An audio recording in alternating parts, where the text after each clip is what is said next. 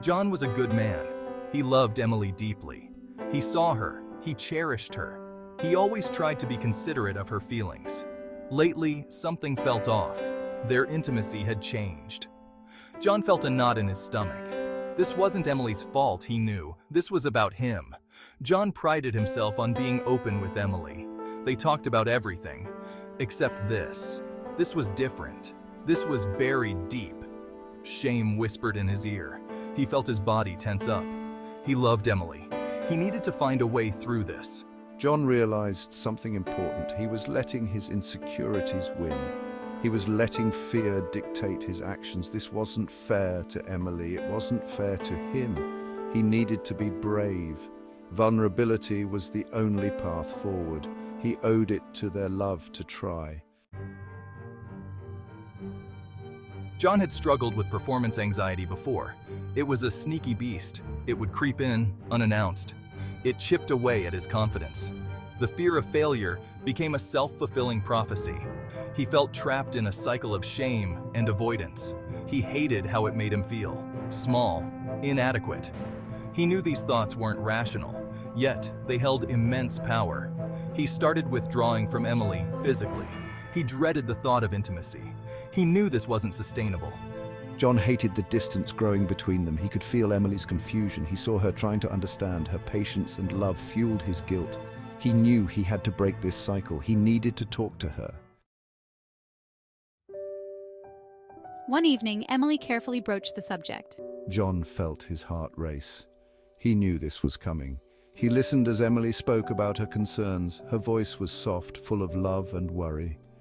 She wasn't angry. She was hurting. Tears welled up in John's eyes. He felt a wave of shame wash over him. He hated that he had caused her pain.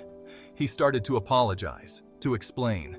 Emily stopped him. This wasn't about blame. This was about understanding. Emily's compassion gave John strength. He took a deep breath. He started to open up. He told her about his fear, his shame. The words tumbled out, raw and honest. Emily listened with open arms and an open heart. For the first time, John felt a glimmer of hope. Talking to Emily was a huge step. Now, John needed to take another. He needed professional guidance. I decided to seek help from a sexual health therapist. The thought made me nervous, but I knew it was necessary. I deserved to feel confident and comfortable in my own skin. Finding the right therapist took time. It was a deeply personal decision. He needed someone who understood his struggles, someone who could provide a safe space for him to heal. John, I found a therapist who specialized in performance anxiety and relationship issues. The first session was nerve-wracking. John almost backed out, But I remembered Emily's love and support. I remembered my own commitment to our relationship. I took a deep breath and walked through the door. This was the beginning of my journey to wholeness. The therapist helped John understand his anxiety. They explored the root causes. They discussed techniques to manage his thought patterns. I learned about mindfulness and relaxation exercises. I learned to challenge my negative self-talk. Communication was a key focus. The therapist emphasized open and honest dialogue. I learned to express my feelings to Emily without fear or shame. I learned to advocate for my needs in the bedroom. Emily, in turn, learned how to support him. I realized that intimacy wasn't just physical. It was about emotional connection. It was about vulnerability and trust. It was about showing up for each other, fully and authentically. I felt empowered to rebuild our intimacy brick by brick. Slowly but surely, John felt a shift. The techniques he learned started to work. He practiced mindfulness daily.